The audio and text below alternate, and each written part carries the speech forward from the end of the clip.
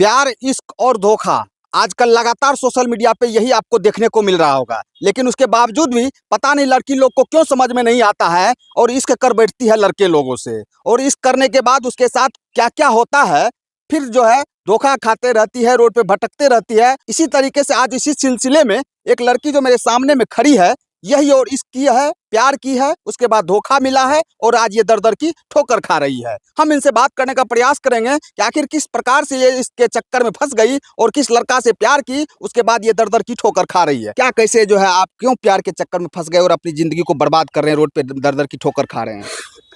हमको लड़का झांसा दिया कि हम तुमसे शादी करेंगे। इसी झांसे में आकर के हम उसके फेरा में पड़ गए। जब शादी करने का समय आया तो वो बोला कि हमको दहेज चाहिए 10 लाख रुपया। वो नहीं दे पाए तो वो दूसरे लड़की से शादी करने के लिए राजी हो गया। कहाँ से आपको प्रेम हो गया, कहाँ मिला था वो लड़का आपको, कहाँ से दोस्ती शुरू हुई थी आपकी? हमारे दोस्तों द्वारा उससे मिलन हुआ था। मतलब फोन पे हम बात किए, पहले 5 साल तक कंटिन्यू बात किए उससे। फिर 5-6वां साल में वो शारीरिक संबंध बनाया हमसे।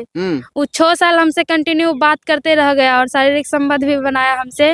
मिलता जुलता रहा, बार बार मिला हमसे, बोला शादी करेंगे तुमसे, तुम्हारे अलावा किसी से शादी नहीं करेंगे हम, चाहे जो हो जाएगा।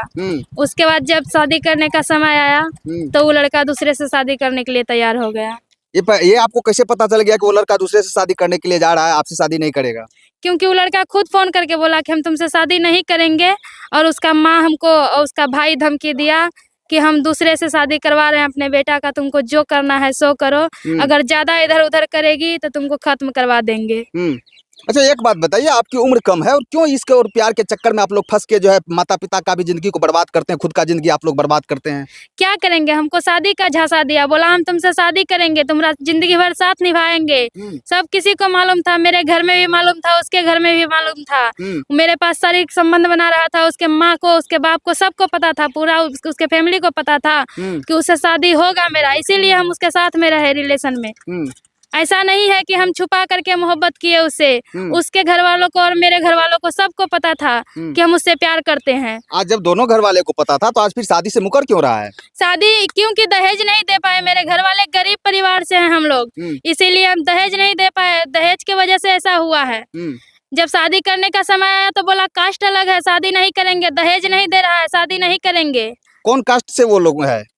वो कोयरी आता है, कोयरी है जाति का। क्या नाम है लड़का का? राकेश कुमार। पिताजी का नाम क्या है? कन्हैया सिंह। कहाँ घर है उसका? उसका घर दीवानगंज, पूर्णिया दीवानगंज। अच्छा, ये जो आप अभी दर दर की ठोकर खा रही है, आपके गार्जियन जो है इस तरह का आवेदन थाना में दिए हैं क्या?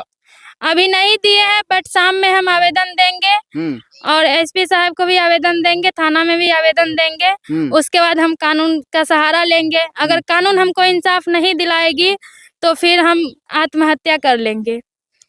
देखिए क्या जमाना आ गया है दोस्तों, ये लड़की नाबालिग से ही प्रेम करने लगती है और प्यार के चक्कर में फंस के आज अपना जिंदगी भी बर्बाद कर रही है। और वो लड़का का देखिए, ये इसको जो है नाबालिग लड़की थी, इसको बहला फुसला के इसके साथ जो है प्यार का संबंध बनाया और उसके बाद लगातार इसका जो है शारीरिक शोषण करने के बाद आज इसको जो छोड़ दिया और ये कहता है कि इतना दहेज लो, उसके बाद हम शादी करेंगे। लड़की बोल रही है कि हमको बोला था कि हम तुमसे शादी करेंगे, इसलिए उसके साथ हमने संबंध बनाया था, शारीरिक संबंध से लेके सब कुछ संबंध हम लोगों ने उनके साथ किया है। उसके बावजूद भी वो लड़का इसको रखने के लिए तैयार नहीं। आज दहेज के चक्कर में दूसरे जगह उनका शादी तय हो रहा है, यही बात है क्या? हाँ, यही बात है। और उसके बहन का जब शादी लगा था तो मेरे घर से पैसा मांगा था और 2 लाख रुपया मेरा पापा दिए भी थे उसको। यानी कि उसके पिताजी से और आपके पिताजी को भी बातचीत होती थी क्या? उसके पिता से नहीं, उसकी माँ। उसका पिता कभी भी बात नहीं किए क्योंकि उसकी माँ सब कुछ उसके घर में, उसका गार्जियन सिर्फ उसकी माँ है। उसका पिता को कुछ नहीं बोलने देती है उसकी माँ। उसका घर का गार्जियन सिर्फ उसकी माँ है। तो इतना सारा मैटर जब हो रहा है तो वहाँ के मुखिया सरपंच से जाके आपके पिताजी बातचीत नहीं किए किस तरीके से हमको मेरी बेटी को झांसा देकर बर्बाद करके रख दिया, तो फिर शादी क्यों नहीं करेगा? क्योंकि मेरा आईडी जो है, पहले जो हम आईडी चलाते उस आईडी को वो लड़का हैक कर लिया और हैक करने के बाद मेरा ओपन फोटो वायरल किया। उस पे ओपन फोटो वायरल किया तो मेरे घर वाले देखे, सबको ही देखा। उसके बाद जाकर के हमको अब घर वाले देखे तो उनको गलत लगेगा ही ना, गलत तरीका से फोटो था तो इसीलिए हमको बोले कि तुम अब इंसाफ वहीं जा करके मांगो, अब हम लोग कुछ नहीं कर सकते हैं, मेरा पापा बोले। इसीलिए हम घर से चले आए हैं। अब सिर्फ हमको इंसाफ चाहिए। ऐसे रोड पे भटकने से इंसाफ मिल जाएगा क्या? कम से कम वहाँ के जाके मुखिया सरपंच से मिलिए, थाना में जाके आवेदन दीजिए, कानूनी रूप से आपको इंसाफ मिलेगा। ऐसे रोड पे भटकने से इंसाफ नहीं मिलेगा ना। हमको बार-बार धमकी देता है ना कि और तुम अगर कुछ की तो तुम्हारा फोटो और वायरल करेंगे। जितना भी वीडियो कॉल पे बात किए हैं या तुम फोटो खींच करके हमको व्हाट्सएप की है, सब हम फोटो डालेंगे आईडी पे। 50 आईडी पे खिड़ाएंगे तुम, औरों मर जाएगा तुम्हारा घर वाला। बोलता है तुम्हारे घर वाला को मार के छोड़ेंगे हम। क्या नाम है वो लड़का का? राकेश कुमार, उसके भाई का नाम है रंजीत कुमार। वो भी बोलता है कि तुम्हारे घर, वो हमको डायरेक्ट धमकी दिया है कि तुमको खत्म कर देंगे अगर मेरे भाई के जिंदगी से दूर नहीं हुई तो। राकेश नाम है लड़का का? रंजीत नाम है। रंजीत। हाँ, जो लड़का से हम प्यार करते हैं उसका नाम राकेश है। वाह रंजीत जी, आपने तो बहुत अच्छा प्यार का सिला दिया है इनको कि एक नाबालिग लड़की से आपने प्यार किया और प्यार के झांसे में लेके इनके साथ आपने सब कुछ करके आज इसको रोड पे दर-दर का ठोकर खाने के लिए छोड़ दिए हैं। ये आपको कतई अच्छा नहीं होगा। ये कानूनी रूप से भी सहारा लेगी, बाकी समाज में भी आपको इस तरीके से मुंह देखने के लायक नहीं रहेंगे। अगर आपको लगता है कि आप इसको जो है रोड पे भटकने के लिए छोड़ देंगे और आपको कुछ नहीं होगा तो शायद आप गलतफहमी में है। आज आपके ऊपर कानूनी रूप से जो प्रक्रिया वो आपके ऊपर किया जाएगा और एक नाबालिग के साथ जो आपने यौन शोषण करके रोड पे इसको भटकने के लिए छोड़ दिया है, इसका पूरा परिणाम जो है बहुत बुरा होगा। एक बात बताइए, आप अभी तक थाना में आवेदन नहीं दिए हैं? नहीं दिए हैं। क्यों नहीं दिए? क्योंकि मेरे पास कोई सहारा नहीं था। हम घर से पूरा मजबूर होकर के निकले थे। घर में सब कोई ताना मारने लगा, समाज का आदमी, जहाँ-जहाँ मेरा फैमिली था सब कोई ताना मार रहा था हमको, इसलिए हम घर से निकल गए। जब आपका फोटो वायरल कर दिया जब तो? मेरा फोटो वायरल किया तब हमको मजबूर कर दिया वो निकलने पे घर से। हम निकल गए घर से। अब मेरे पास कुछ था ही नहीं, हमको पता ही नहीं था कि उसका थाना रानी पतरा पड़ता है और हमको जाने के लिए वहाँ पर सुविधा नहीं था, इसलिए हम नहीं जा पाए अभी तक। लेकिन अब जाएंगे क्योंकि मेरे घर वाले मेरे साथ हैं, हम लड़ेंगे और मेरा घर वाला हमको साथ देगा।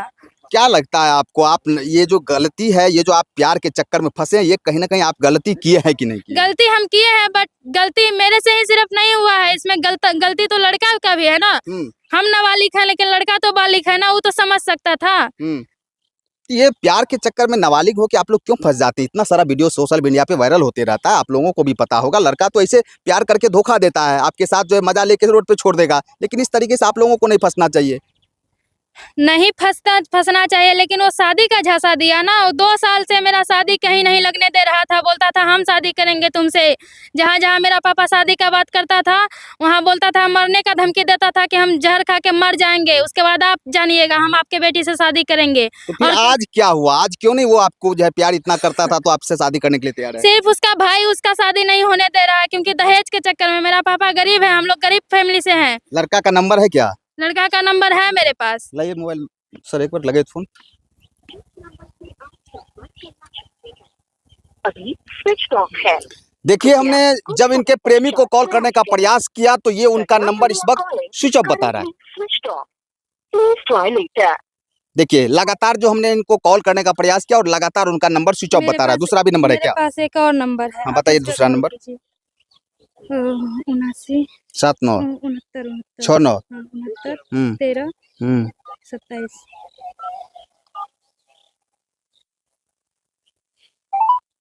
ये तो रंजीत का है क्या?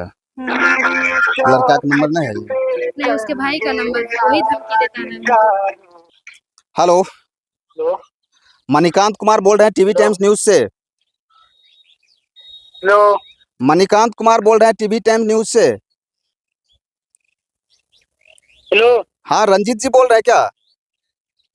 हेलो, हेलो हेलो, रंजीत जी बोल रहे हैं क्या? हेलो, चलिए हटाइए। देखिए इनके, आपको बात हुई है क्या? लिखिए ना 81 21। सब कुछ सुन रहा है लेकिन वो बात नहीं करना चाहता है। नहीं लग रहा है। देखिए, जब हमने इनके प्रेमी से बात करने का लगातार प्रयास किया तो उनका मोबाइल जो है स्विच ऑफ बता रहा है। हम अब क्या कर सकते हैं? इनको तो अब थाना प्रभारी के पास जाना पड़ेगा, कानून का सहारा लेना पड़ेगा। हम लोग तो यही कहेंगे कि अगर आप इन वीडियो को देख रहे हैं राकेश जी, तो आप इससे अगर सच में प्रेम किए हैं, इसके साथ आप इसके ज़िंदगी को बर्बाद किए हैं, तो आपको इनसे शादी करना होगा। बाकी अगर आप नहीं करेंगे तो फिर आप कानून के चक्कर में फंसेंगे और आपका पूरा परिवार बर्बाद होगा।